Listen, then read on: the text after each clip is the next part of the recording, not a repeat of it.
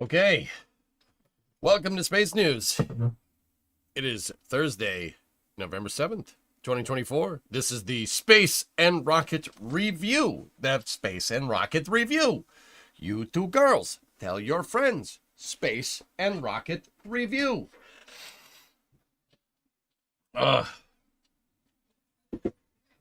am EJ, your host. As always, I'm the only host. Hey, how you doing? Anyway, so a little bit of space news today. It's probably going to be a little bit shorter. I'm still feeling a little bit under the weather, guys. I'm trying to put on my brave face. I really don't feel good. So there is some stuff to talk about. Probably take a couple hours, and then I need to bugger off and go find my bed for a little while. This is going to make you sad. Is that the post about the High Bay 1 negotiations? Was tonight Chicky Nuggy night?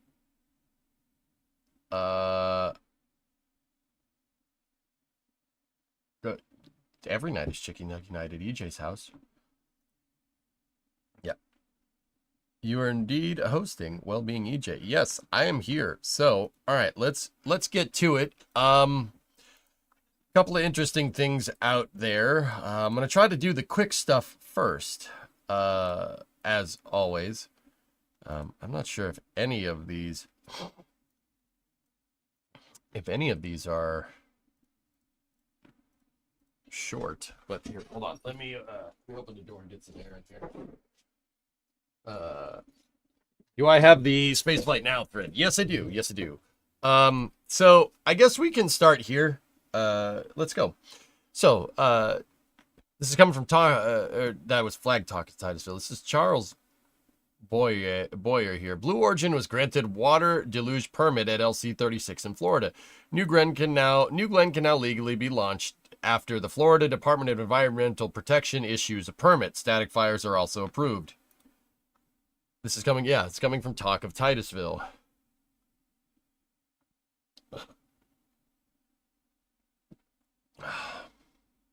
Bronchitis has been going around. Breathe well.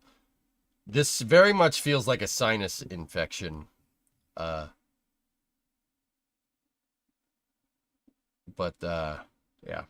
we'll see. I have a doctor's appointment scheduled. We'll see what happens. Did Jeff get a new appointment in a new government or something? I don't know. This is a state regulatory thing though, Ando. It's not federal. Brontosaurus infection. Yeah. So they got a permit. That's good. This is basically after there was an FDP statement released that Blue Origin basically used their pad deluge system without the proper licensing. But it's very clear that that's gotten cleared up very quickly. So that's good. Good news. All right, I have two Spaceflight Now threads open.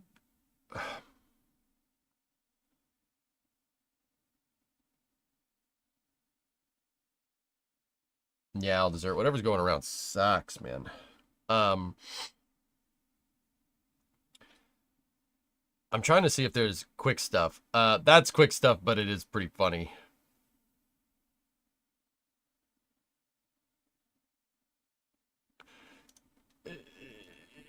Marcus House. This is coming from Sean Gisler for Marcus House here. There.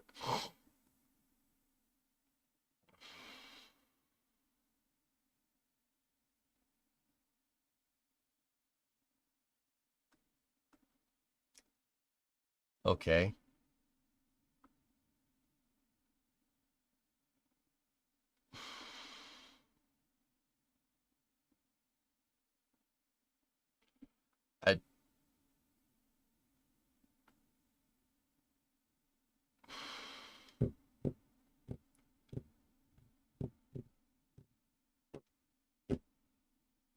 Okay. Yeah, all right. That's ship 31 has a new decal, some new nose art, man.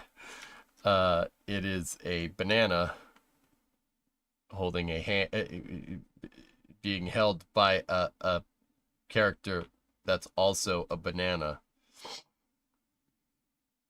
A hand banana. They're trying to help out with scale. Yeah.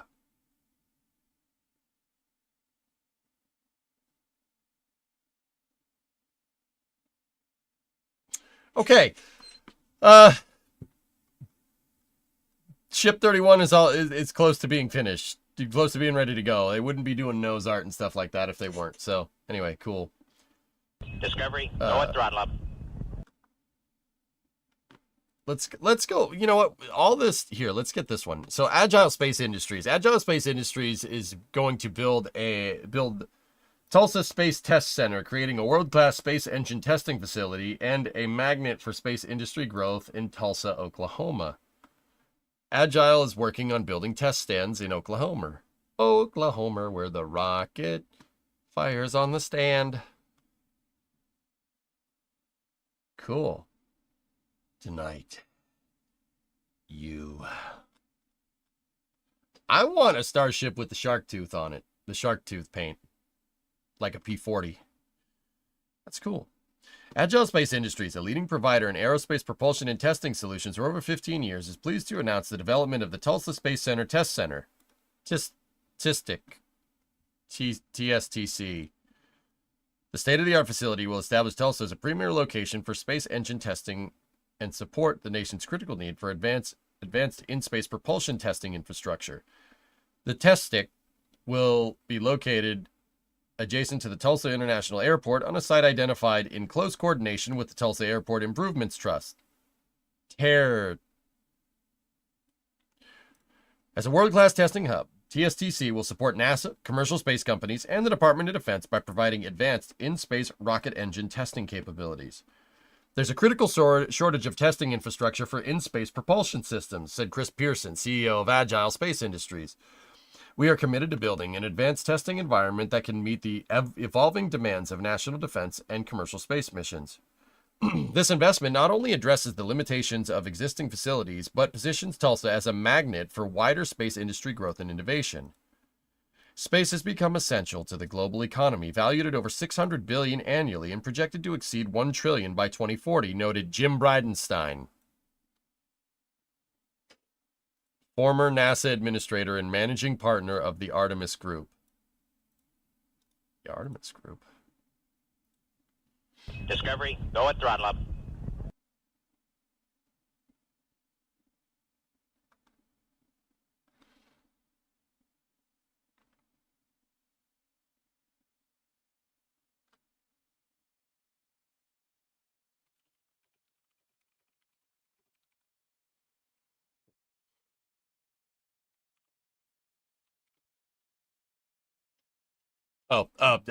Okay, I'm sorry.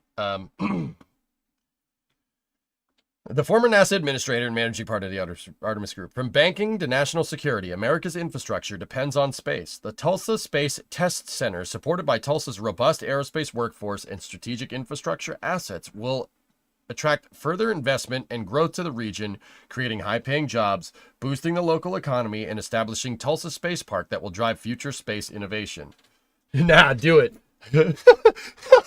No, I'm not doing that.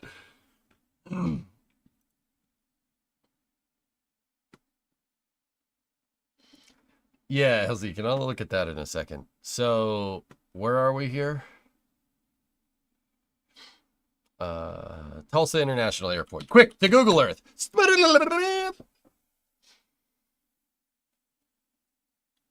Tell him come back, please. Lunprod, the more and more I think about that, the more and more I think it's going to happen. Nope, I just Pavlovianly zoom in on 39A. We're not going there. We're going to Tulsa.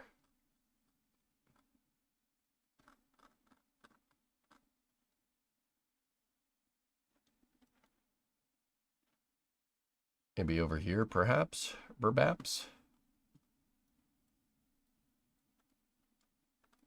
Whoa. What's this?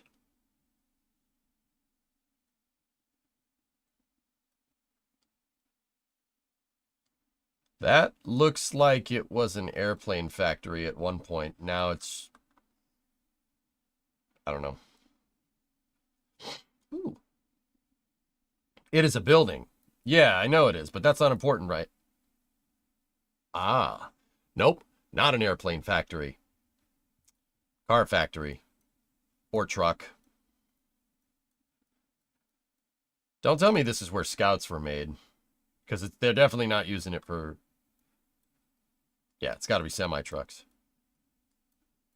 I'm going to go ahead and guess that they probably make school buses there.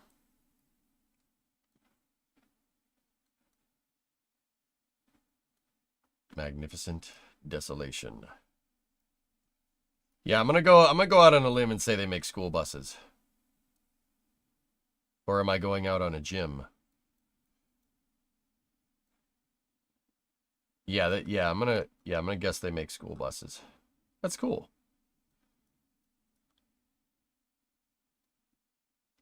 Neat. They look like a million little cigarettes from there. Yeah, right. It looks like, though, that this had access to a ramp. It looks like this was used to make airplanes at one point. I kind of want to do a dive into that to see, but let me just look around. I've never actually just bothered to go and look at Tulsa before. See, there's all this stuff that's directly attached to the airport. What the heck is this one? What do we got here? What do we got here?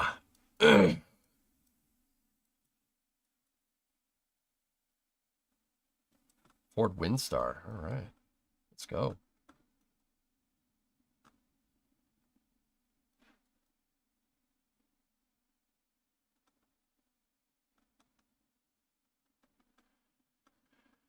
They're old McDonnell Douglas buildings, Stephen? You think so?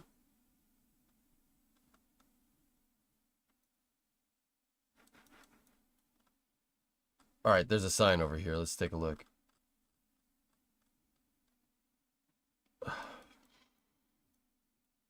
Oh.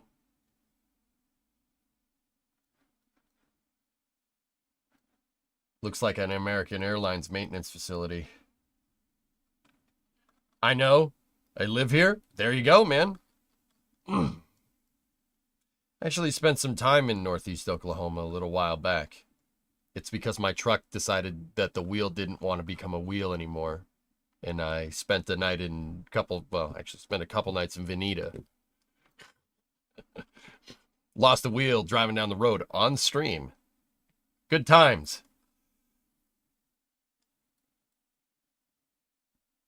Yeah, they're getting a rocket testing facility. It's all ex Air Force and ex McDonnell Douglas. I was gonna say, dude, this very much looks like an airplane factory, usually a long row, and it's connected. Like the fact that all these industrial buildings are connected right to the runways, you know. I mean, but there's a flip side to that. The flip side of that is that this is great for rocket testing because airports are wide open spaces. They're good for testing rockets, which is cool. Thanks for letting me know, Steve. Appreciate it. You're 16 Sierra on Twitch. Oh, okay. Well, yeah, thanks for letting me know. I don't know if chat knows your joke. Yeah. Is Jim a lobbyist now? I don't know.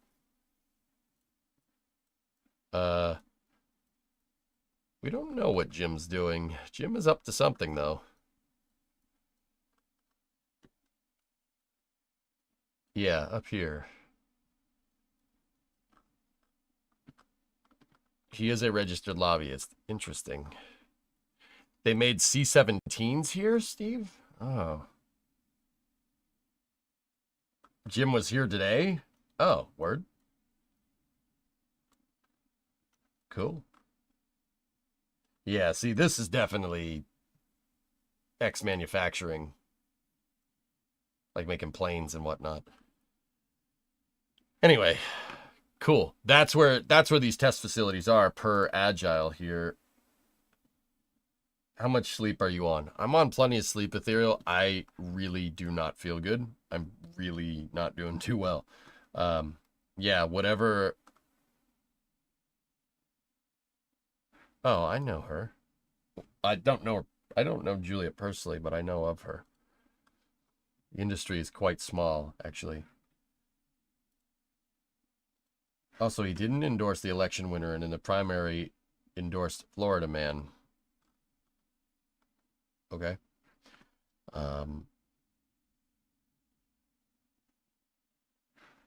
Recognize anyone on the company's leadership team.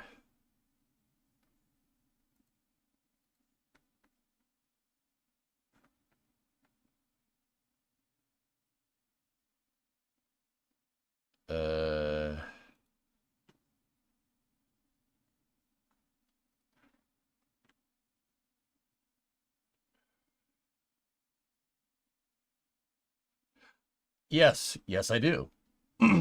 Yep, yeah, that guy. Yeah, Lars Osborne is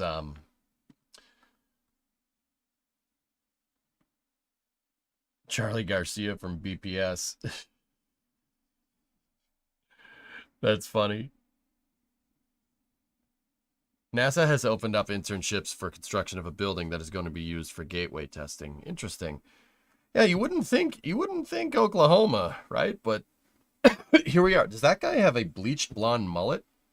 Okay, that guy is my hero now. I just thought I'd let everybody know. Yep, that's pretty awesome.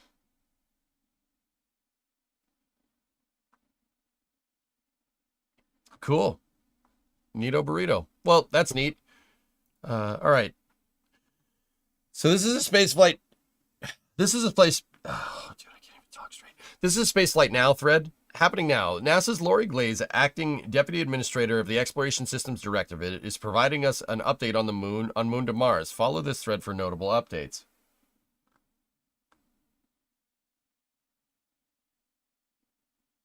This update is coming during the second day of a 2-day Mars Exploration Program Analysis Group meeting. Unsurprisingly, Glaze says Artemis 2 is still targeting launch in fall of 2025. Moving to updates on various Artemis missions, Glaze starts with the slide on the Artemis 2 flight.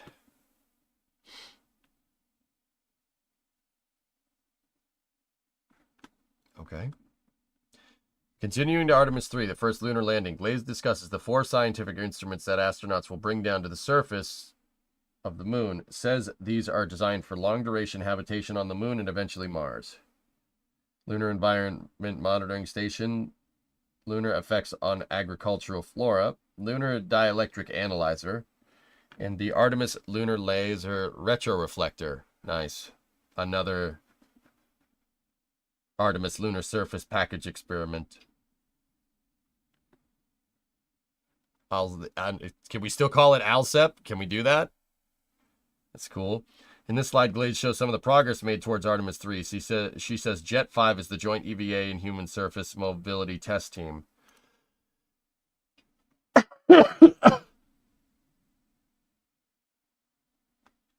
Cool. Oklahoma has more astronauts than any state in the union. I thought it was Ohio, Sierra.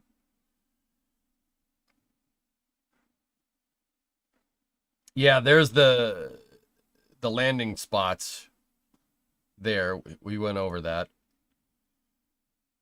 And moving to Artemis 4, Glaze points to the so-called jack and set of the Mobile Launcher 2, which will support SLS Block 1B.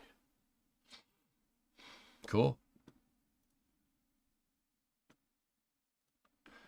Yep. They're going to get the crawler transporter underneath it. When the base is finished, they're going to lift it up and they're going to set it down on its mounts, the launch pegs. Not on the pad. There's a set of launch pegs just north of the VAB. They've already done this, if I'm remembering correctly, and they're starting to build the launch umbilical tower per what we discussed in a previous stream. Glaze shares the following slide during her update on the gateway, which will orbit the moon. There's the Halo module. There's the xenon tanks from the power and propulsion element. Hopefully they've remembered to figure out that the wiring actually weighs something. Looking to Artemis 5 and beyond, Glaze points to the partnership with JAXA to develop a pressurized lunar rover. Says there is hardware in development for Artemis 9, pointing to the winding and work by Northrop Grumman for the solid rocket boosters for that mission. Cool. Why is New Shepard on there? B7 lunar engine. Oh, okay, I get it. BOLE composite case windings. Cool. The ESA lunar refueling module. Interesting. Oh, sir, rude. Wiring weighs something. Yeah, I know. Nope. In this slide, Glaze says that these 7 priorities came out of the most recent annual review of the Moon and Mars architecture. Why will we go? When will we go? What will we do there? Who will be involved and how? Yeah, these are probably things you should have thought about way before you started building the rocket, but, you know, better late than never. Establishing stakeholder expectations for a vehicle that's already made is not usually how this works, but here we are. Here we are, dudes. Here we are.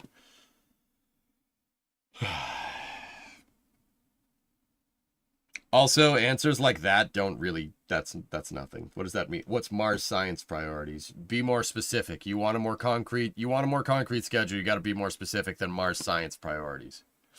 But maybe this is supposed to be generalized. Maybe they go into that later. If NASA were to get a budget increase, do you think NASA will block buy SLS cores? Yes. They should, at least. The contracts need to be renegotiated, Trey, and optimized for 4 launches a year. You don't do that, SLS is going to die by the end of the decade. Because there's no point, because Starship. And I don't think that... I think right now, SLS is retaining... People aren't calling to get rid of it because it offers capability that Starship doesn't have right now. So... in order to make it relevant into the next decade, you probably want to establish a capability that Starship doesn't have. Or at least be match capability with the architecture.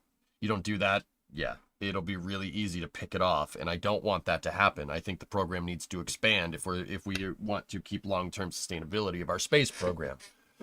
Right, I've talked about this before. I don't want concrete. I want fondag. Yeah, right. Glaze says among the challenges of exploring Mars will include substantial power generation, establishing robust communication systems through laser communication systems, and figuring out better dust mitigation technologies. Says they also need to focus on planetary protection. Yep, okay. Interesting.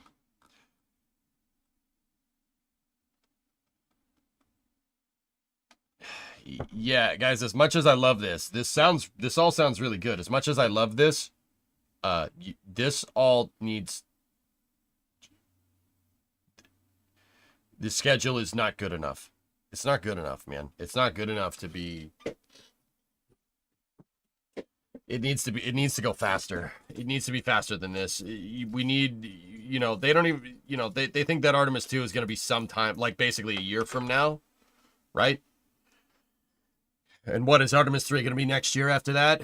When is Artemis 4? When is Artemis 5? Like, I understand, I understand that, you know, this is what I mean about SLS. We don't even know when the next mission is going to launch, you know, and I understand that, you know, this stuff takes time and it takes time to scale, but we need to have a drastic ramp up in SLS cores. Yeah, we got to do that way. If we don't launch this thing more, it's just, people are just going to call into question its funding and everything. It has to do something. It has to do something tangible. It doesn't need to go at SpaceX speed, right? 4 launches a year is fine. 4 launches a year. That's it. That's all you need. I'm serious. That is perfect. That's nice and healthy, nice and robust. You get a quarter, you get 3 months for every launch. That's fine. That's enough flexibility in between lunar missions to let, you know, to get the data from one mission to carry it over right to the next one. That's nice and healthy. That's where the government should be. That's fast. That's fast enough. It's not going to be Starship launching every day. You don't need to see an SLS core every day. But you got to remember, like, this is good enough. That's nice and sustainable to do nice, concrete, fondag, scientific missions and go from there. That's what you need. when is Artemis 5? When is that happening? We don't even know when that's happening. You don't even know when these two are happening. Maybe next year for that one. Maybe. All right. These missions need a roadmap. You need a roadmap for these missions. You need to know what these missions are doing now. And I'm not saying that NASA isn't. It's clear that they have somewhat of a roadmap here. But it seems like a lot of it is very much in flux here, which is not the best. I found this banger of a paper for your research. Oh, nice. Cool, man. Is it fair to say that they should really try to upgrade the RS-25 powerhead? Their problem here, Ethereal, is that you're using an engine that was designed to be reused and retrofitting that engine to make it expendable because for some reason somebody thought that human rating or coming up with new propulsion would be more expensive than doing that.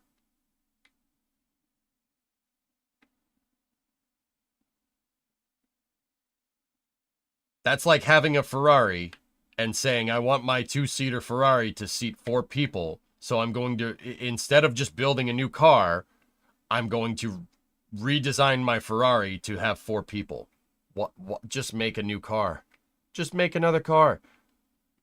There's no way that it's going to, like, at this point, I'm convinced we should just, like, you gotta come up with new propulsion. This reusing stuff really only works if you have a lot, to keep the manufacturing lines open, right? So like reusing shuttle engines is a good idea if you have a lot of shuttle engines, right? And you retain the technical knowledge on the assembly line. The problem here is that we haven't made new RS-25s in 20 years. The Block 2 SSME, they made those in the 90s, and then they shuttered the production line. Part of why propulsion is so damn expensive is because they had to restart. They basically took Aerojet Rocketdyne took the RS-68 assembly line and then retooled the whole thing for RS-25s, a significantly more complicated engine. Constellation just had them used RS-68s, right? And then, like, once again, you can't tell me that the decision was made to use RS-25s because A, we had them, and B, they're human rated already, right? Screw that. Screw that. They should have just human rated the RS-68 or just come up with something new. Like, RS-68 makes sense on a super heavy launch vehicle if it's Constellation, because you don't, in Constellation's architecture, your super heavy launch vehicle has no crew on board. Ares 5 was never supposed to launch with people on board. So somehow we figured that would be a better solution. Designing the most complicated expendable vehicle using reusable vehicle parts. That's why it carries a heavy price tag. Now at this point, the production line's already ready to go, right? The time to get rid of SLS would have been 10 years ago 10 years ago. That's the time when it would have been good. But even SLS came in actually about 10 years ago. SLS came in well after the shuttle program shut down. So all the technical expertise, all your technicians and all the people that build those engines and all the people that maintain those engines, you fired and you have to hire a new crop now. It's part of the reason why SLS has taken so damn long. You know, it's a shuttle-derived launch vehicle, but they got rid of all the people that worked on the shuttle. And when they were trying to make shuttle-derived launch vehicles to retain your technical and industrial base with Constellation, and they got rid of that too. So they fired everybody, and basically you had a bunch of hardware, and you had to start from scratch with your technical expertise, which is stupid. But whatever. At this point, the production line's already open. We already paid billions of dollars to reopen it. Now scale it.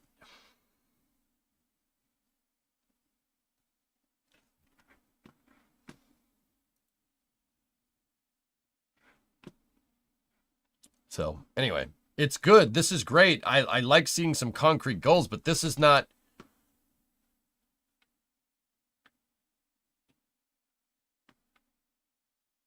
When will we go? Initial human Mars segment cadence. What will we do there? Initial human Mars targets. Like, I don't know. Did you see last? I will now. I know money doesn't solve everything, but if NASA had all the funding it requested, do you think they could ramp up to 2 SLSs a year before 2028? It's not money, Def. It's renegotiating the contracts. SLS development on the core stage and on the SRBs is largely finished. The time development on those is pretty much done. Okay. The remaining development that should be happening should come from what you learn from mass production, i.e., they need a block buy at a fixed price for SLS cores. Right? So the contracts need to be renegotiated. SLS, at least the core stage, the SRBs, they need to move off of a cost plus contracting structure and into a firm fixed price structure, because now you have a good idea how much one of these cores is going to cost because you built a couple of them, right? That's really what's needed. That is ripping the Band-Aid off, though. Like, that's a hard, like I said, just renegotiate the contract. That's a hard thing to do. There's a lot of stipulations, a lot of suppliers, a lot of things that go into this. That is the elephant in the room. That's what you have to do. And then take the development, that extra development money for SLS, and that needs to go right to the EUS, right to a 10-meter fairing, and right to the 1B variant. The 1B variant should be tested, the EUS should be fabricated and made right now. There's nothing. What do we have? In fact, that is suffering from a huge knowledge vacuum, because when's the last time that NASA or Boeing made an upper stage? Never. So there's a huge technical expertise problem. There's a huge knowledge gap. There's a bunch of people that want to work on the EUS, but A, they don't have the funding, and B, they don't know what they're doing. And that's not my opinion on things. That's what the Government Accountability Office said. Or the OIG, excuse me. So, yeah, the development money needs to get away from the core stage. The core stage is finished. All right? And then that needs to move to upper stage and 10-meter fairing procurement, so we can start launching cargo with SLS if needed, and get the Block 1B variant so Orion has payload capacity to move something useful to rectilinear halo orbit instead of just the capsule. You know what I mean? The EUS is currently in structural test article manufacturing. Not good enough. Spaceman, if Artemis 4 is going to happen anytime soon, the EUS should be more complete now than anything. Artemis 4 seems like a long way away. Well, first of all, NASA doesn't know when that's happening. They have no idea. They couldn't tell you, you know. Right? They don't know when that's happening. Right? We might know when Artemis 3 is happening, and this is the problem here. When is Artemis 4? When is that going to happen? How far, what's the gap between 3 and 4 here? 2 years, 1 year, 3 years? What are we talking about here? If this happens in 2025, this is maybe in 2026. What's this? 2027? 2028? No. Well, I mean, guess what? Even if it is 2028, that's right around the corner. That is not a lot of time. That stage needs to be done now. It needs to be done now. Sorry. I'm sorry to say it.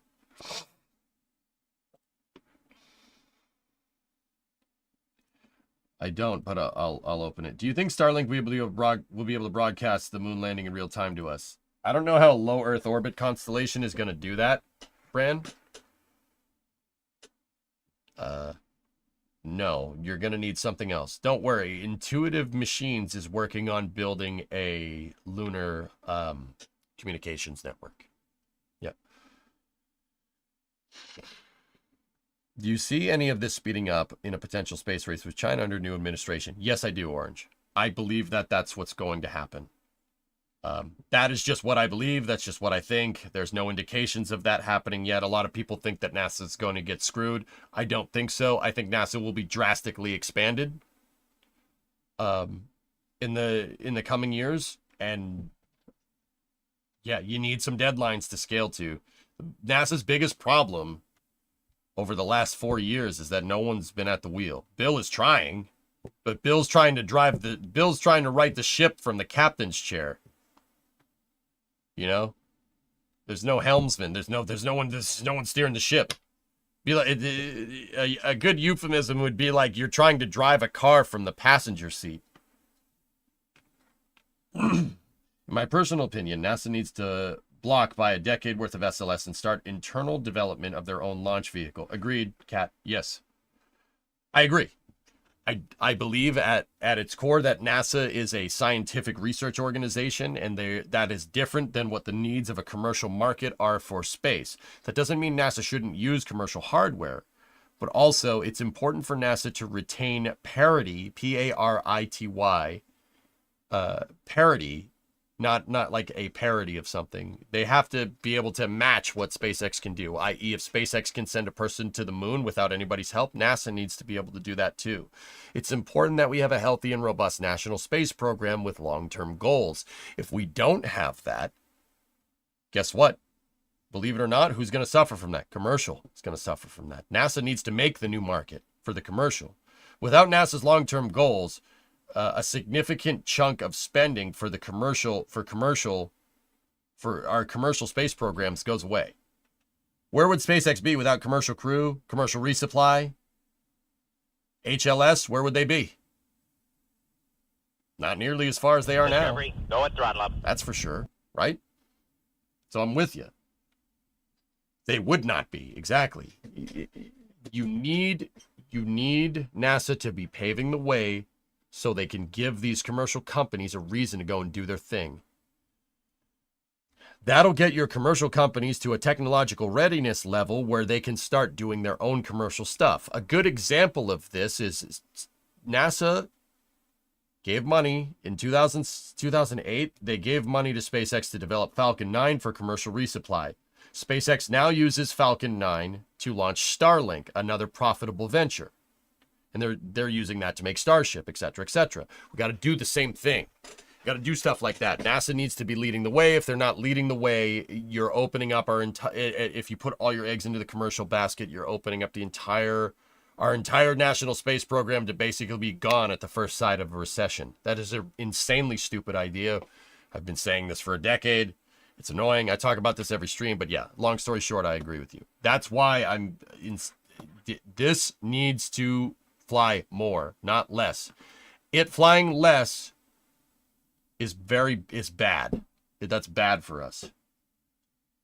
That is a significant amount of money that's not being spent on space that could be spent on space.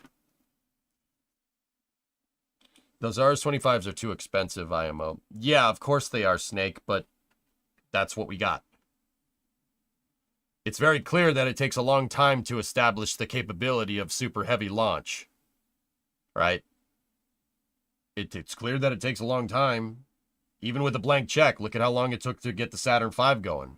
From the beginning of the 1960s, Saturn V's first launch was in 1968. It takes time.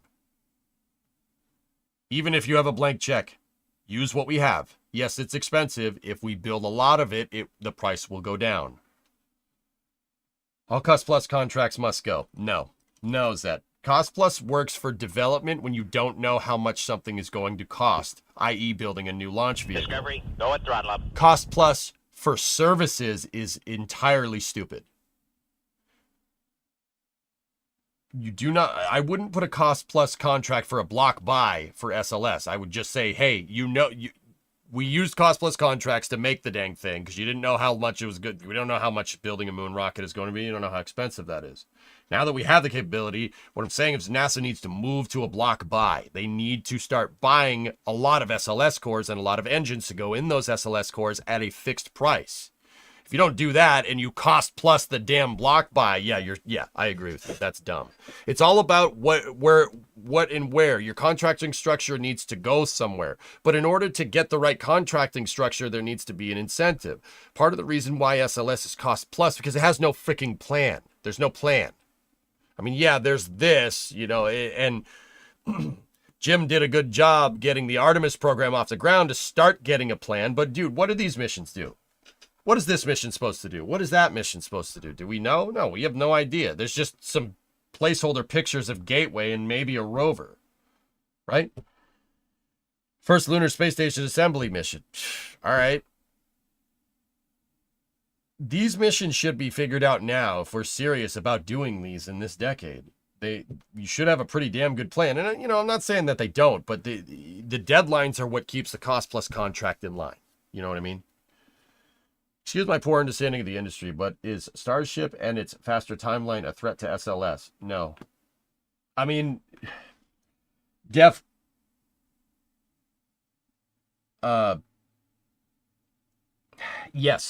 is. The reason why I said no is because my brain isn't working very well. It is. We're coming to a crossroads, dude. I would say that Polaris 3 is the crossroads.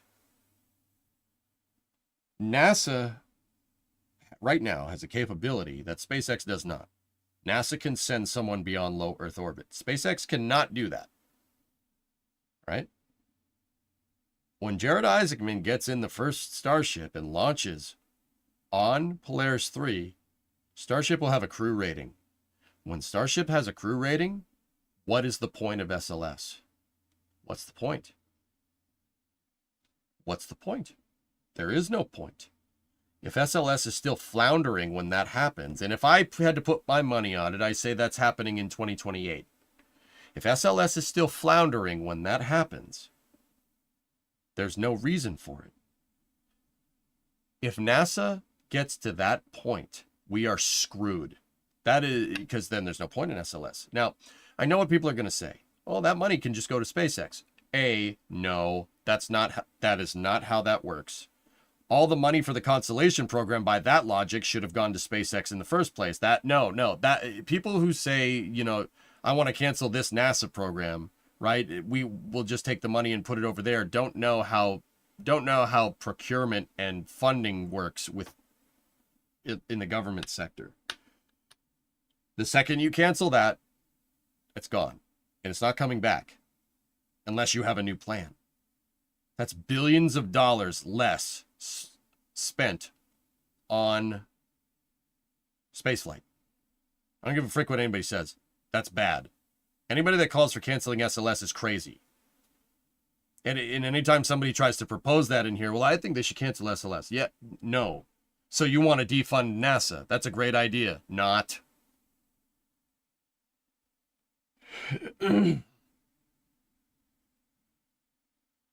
Yeah, exactly, Phil. NASA needs to get their head on straight. A lot of things need to be fixed. But, yeah.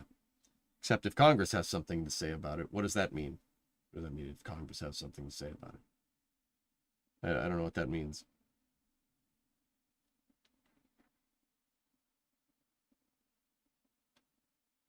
You need, and that's the reason why I'm calling for a more concrete plan than just, oh, we're going to do this sometime soon. You need to have a more concrete plan. You need to scale. NASA needs to scale. They need to scale because SLS needs to be useful by the time Starship happens. And here's the thing, guys. I'm not just pulling this out of my tail. This isn't something I just kind of conjured up. Dude, there was a National Academy of Sciences paper that came out probably about a month ago at this point that basically said the exact same thing. If NASA's at a crossroads, if it gets to the point where it just becomes a regulatory body, NASA will end up basically through and through being run by bureaucrats, not engineers. Now, don't get me wrong. I think a bureaucrat needs to be at the head of NASA, right? In order for the NASA administrator to effectively do their job, they need to have some political competency. But that's it. Everybody else needs to be scientists or engineers. You need a scientist leading your science mission directorate. You need an engineer leading your human explorations operations mission directorate. If you do not have that, and you have in those positions go to somebody that's not a scientist or an engineer, now NASA becomes a regulatory body. That is not what NASA's supposed to do. NASA's facing a very big problem right now. Kids don't want to work for NASA. They want to work for SpaceX. They want to work in the commercial sector. Why? Because NASA doesn't do anything cool, seemingly. If we get to that crossroads, yeah, that's really bad. That is a really bad thing. You don't want that because then NASA just turns into a regulatory agency, which basically gets defunded and fades into oblivion, and then all of our hope is on commercial space. I don't think that's smart. I don't think that's smart. And I really don't care how much SLS costs, to be honest with you, because you know that funding is going to be there because of the redundancy built into how we fund stuff in Congress, right? It's hard to get a program canceled, right?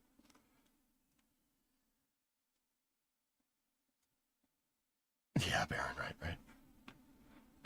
This National Academy of Sciences paper basically says that NASA is facing a gigantic brain drain because if you just commercialize everything, there's going to be no NASA left. There's just going to be a husk of NASA, and a husk of NASA is not good for spaceflight. That's billions of dollars less being spent in the aerospace industry, and that's not really smart. Ugh. Oh, Jesus.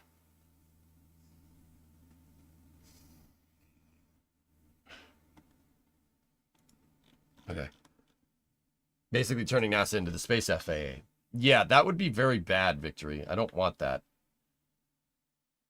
NASA services a capability to us as taxpayers to gain scientific understanding. Okay? Commercial agencies don't necessarily do that. Right? And I know what people are going to say. Well, why not just have NASA scientists contract these missions out? Scientists want to do science. They don't want to manage a damn program. Engineers don't want to be a program manager. They want to design things. It's pretty straightforward stuff. That's why I've always said that NASA needs to retain parity. If they don't, and NASA is seen as redundant, guess what? It'll get axed. Don't think it won't happen. It happened at the end of the Apollo program. Not necessarily for redundant reasons. Constellation, it was seen as redundant. Oh, the commercial sector can do it better. Yeah, okay. Took us 10 years to get back to Leo, right? Is it feasible for NASA to give up on launchers entirely and focus on payloads? I suppose, Def, that there is some scenario where NASA procures starships and uses them for their own capability. Sure. Maybe.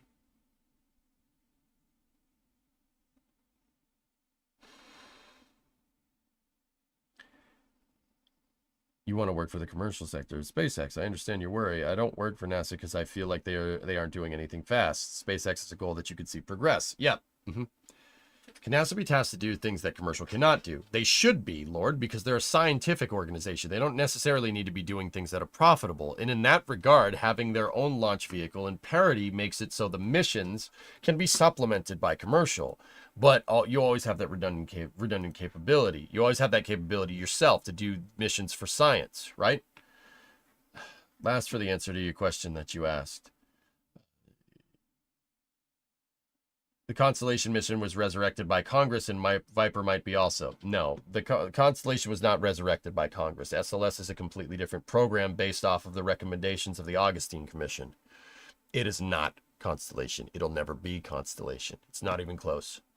You know, you could say that isn't SLS just Ares 5? No, Ares 5 was a 10-meter core diameter. SLS is 8.4. Hey, Atticus, what's going on? There's been talk about NASA's role should be only on R&D and payloads. They should be doing things that doesn't make sense for the commercial sector to do, like landing on the moon, because no commercial contractor can do that right now. NASA should build the lunar base, right? You know, they should build the lunar base initially, and then the commercial sector can resupply it. That's how it should be. It's not necessarily what we have. Hey, Splitsy, thanks for the raid. 229 raid. Raid. What's going on? Splitsy raid. How are you? I'm just doing some space news over there. What's going on, everybody? I'm EJ. I do daily talks about space flight and engineering and what's going on in the space program. This is my space news segment. SLS is not Ares 4. No, it's not. Even Ares 4 had a 10-meter core diameter. Anyway, what was Splitsy up to?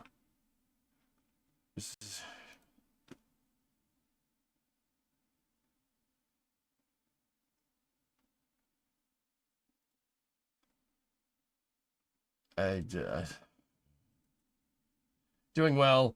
Only intentional stationeers explosions this week. Cool. Splitsy has the water. The water and the water expansion for stationeers. I have yet to do that. I'm busy with Satisfactory right now. I gotta go check it out. But yeah, guys, if you want to see some good stationeers gameplay, go watch Splitsy. Splitsy's good people. You're on Venus, you don't have enough yet? Yeah, yep.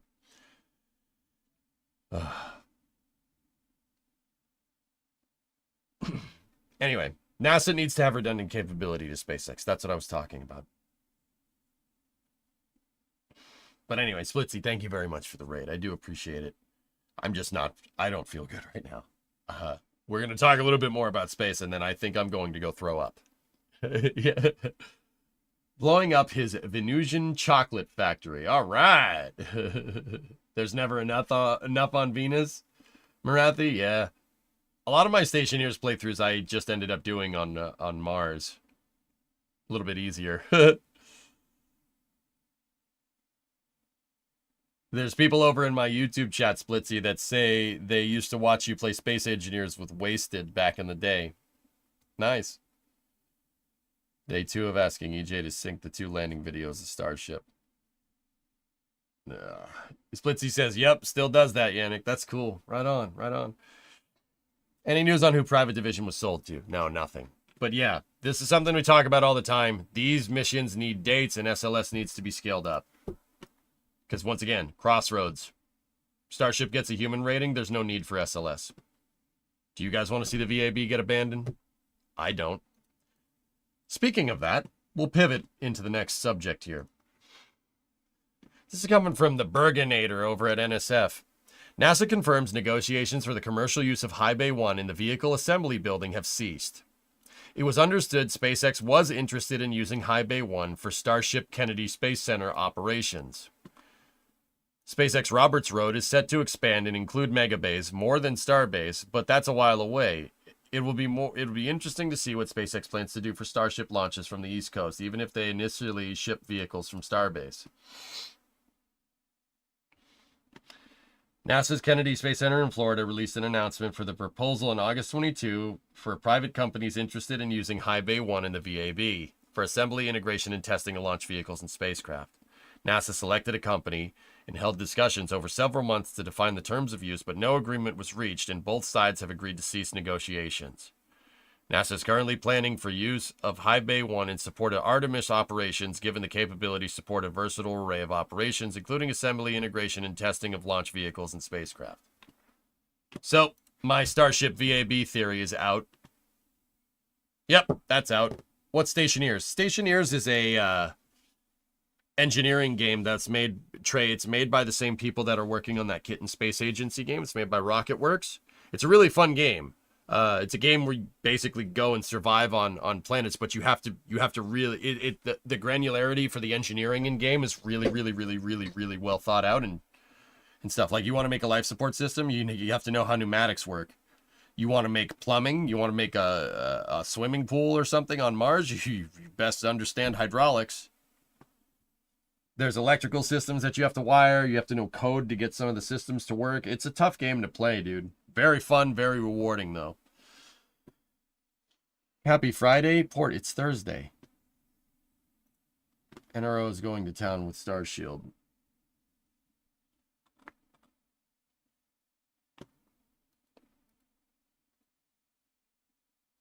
Interesting. Not here. Well, it's my stream. In this stream, we use Eastern time. It's Friday here. I don't care where you live.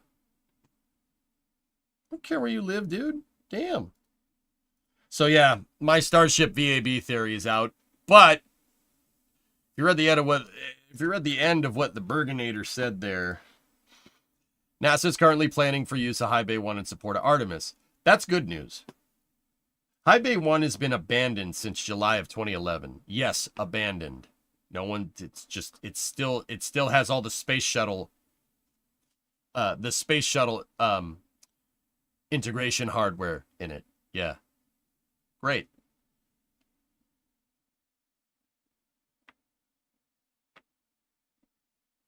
So, that's cool.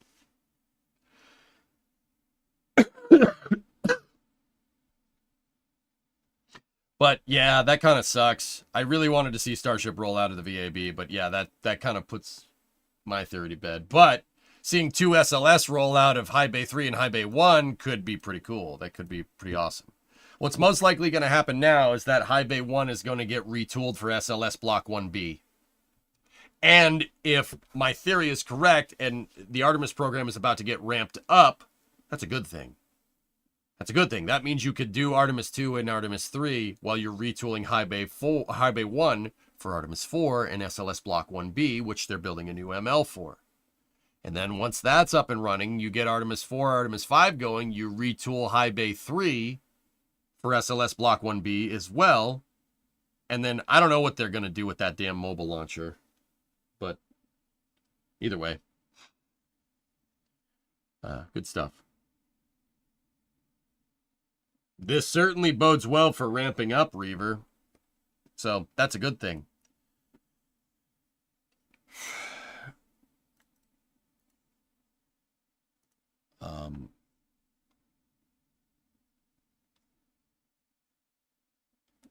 Just got back to LDR for Artemis stuff. NASA's timeline is getting a little bit more robust for the Artemis mission, Super, but also at the same time, it's still not conclusive enough for my taste. Like it needs to be, they need to, let me put it to you like this. The short story is that they need to be launching 4 SLSs a year, starting basically in 2028. You need to ramp to that. You don't ramp to that, Starship is going to make SLS redundant. SLS needs to be up and established and cost effective before Starship gets a human rating. If SLS is floundering and Polaris 3 comes around and Starship all of a sudden becomes human rated, what the hell is the point of SLS and Orion? It's going to be very hard to justify them at that point, especially if they carry a heavy price tag. That's the short story. They could retool ML1 for the EUS, I guess. No, they can't. It won't be able to support it. Mobile Launcher 1, because it's a retooled Ares 1 launch pad, which, once again, idiotic idea, taking a mobile launcher for a vehicle that weighs like 5 million pounds and retooling it for a vehicle that weighs 8 million pounds and just think everything is going to be fine. Mobile Launcher 1 cannot support an SLS Block 1B on it. That's why ML2 is costing so much money. Everybody harps on Bechtel for, it costing $1 billion. And don't get me wrong, going from 300 to $1 billion is unacceptable. Right? But also at the same time, you need this mobile launcher to hold up 8.8 million pounds of rocket. Right? It needs to be redesigned. You're getting to the upper limits of the weight you're getting to the upper limits on weight capacity for 39 for Complex 39 with SLS Block 1B. It's the solid rocket boosters, guys. Yeah. But yeah, there's a reason why ML2 costs so much money, because for whatever reason they didn't anticipate that a vehicle with 2 5-segment solid rocket boosters would be ridiculously heavy. Unknown, I guess. Right? Guys, the whole mobile launcher for like an SLS Block 1B, the mobile launcher, the launch umbilical tower, and the vehicle are probably going to be pushing 15, 16 million pounds. That's 7 million tons? Yeah. That's heavy. The crawler transporter does not like moving that very fast. It can move it, but that's part of the reason why the second mobile launcher is taking a while. I mean, personally, I think they should be building 2, because the hard part of figuring out Mobile Launcher 2's design was the weight requirements, right? Now that you have that figured out, building the second one shouldn't be too hard. It should be building 2 or 3 of them. But no, we're not going to do that. That would be the smart thing to do. Is Titan here? He brought ball. Hey, Titan. Hello, Pupper. Bye-bye, Pupper. I just want to say hi. Hey, how you doing? Good. How are you doing? Not good. I'm going to be probably in a little bit, okay? Okay. I really gotta lie down. But anyway, Titan makes me happy. Title. Hello, buddy. Hello, is that your ball? Yeah. You got your ball. Nope. I always have my ball. Why are you? What? No.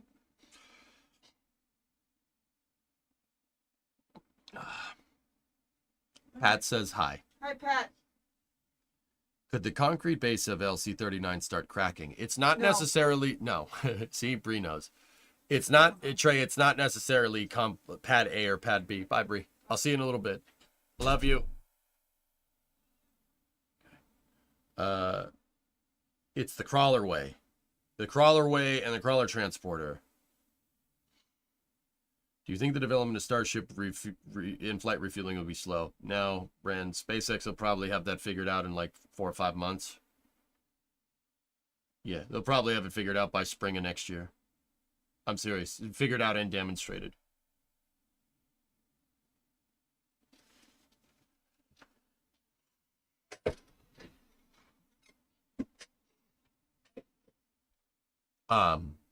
Yeah. Isn't the demonstration next year? Yes, correct. Get some rest. Yeah.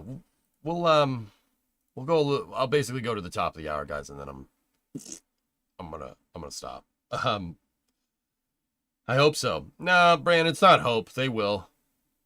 Guys, okay, Bran, important thing to understand. You know, people are gonna say, oh, what about the FAA? What about the FAA? What about the FAA? Right? I don't think we got to worry about that, especially given the events from Tuesday. I really don't think we need to worry about that. Now, keep in mind, I don't think the FAA should be deregulated or anything. However, I think they're going to go faster. As we, you know, even having, what am I trying to say? Sorry, lost my train of thought. I think the FAA will go faster because I think they'll give them. I think they'll give the FAA what they need because Elon is whispering in the president-elect's ear. Even if they don't change anything, the FAA's framework doesn't need to be. It's the bandwidth, guys. It's not the regulation. It's the bandwidth. They go slow, so increase the bandwidth. I think that's what they're gonna do. They're gonna have to, especially if Blue wants to launch every day. Right? That's what they got to do.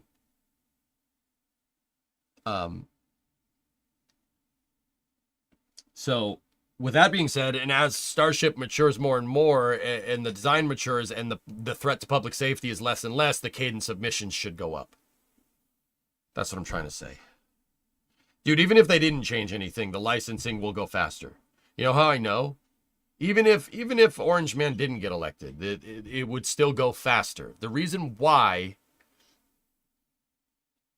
I mean, well, heck, just like I said, as Starship matures, it's going to go quicker.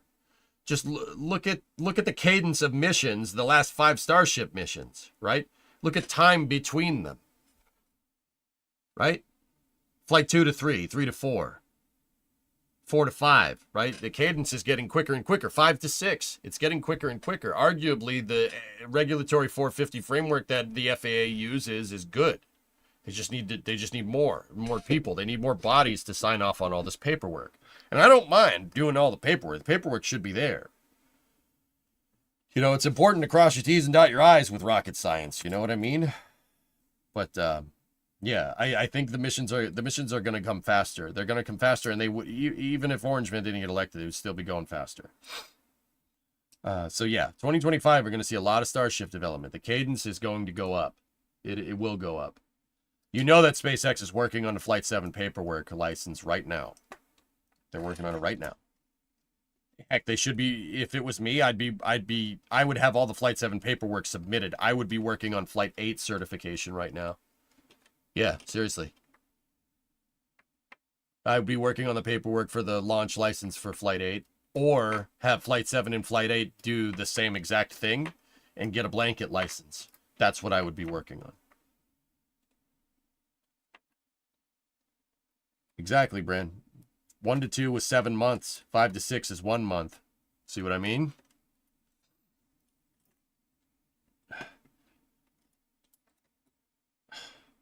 Guys, I gotta stop.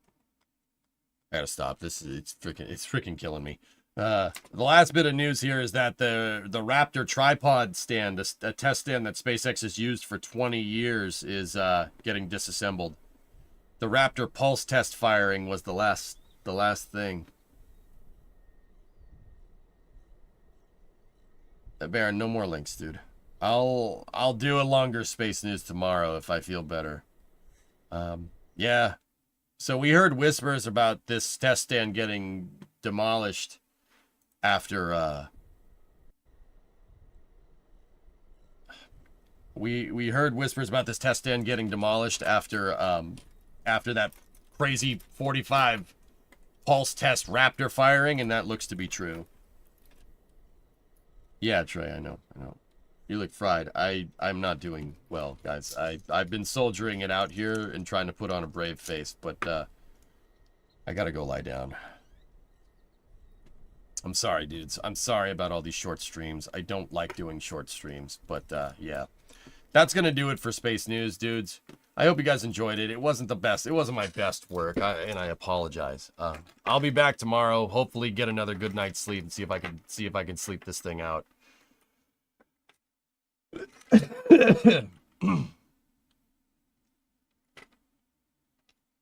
Yeah, I gotta do what you gotta do. Yep. I hope you guys enjoyed it. I hope you guys had some fun.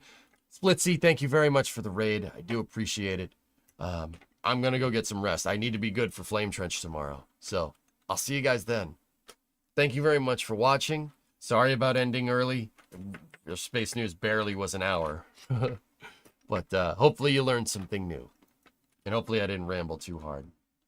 Will you do a Space News before the trench? Yeah, probably. Tomorrow. Yeah, Hellzeek, and we'll go over the rest of the stuff that we missed. Have a good night, everybody. I gotta go lie down. I'll see you guys tomorrow. Thank you for watching. Appreciate it, and thank you for bearing with me. Dealing with me. I need to be here, and I know I need to be here, but I also need to lie down. So, I'll see you guys tomorrow. Thank you.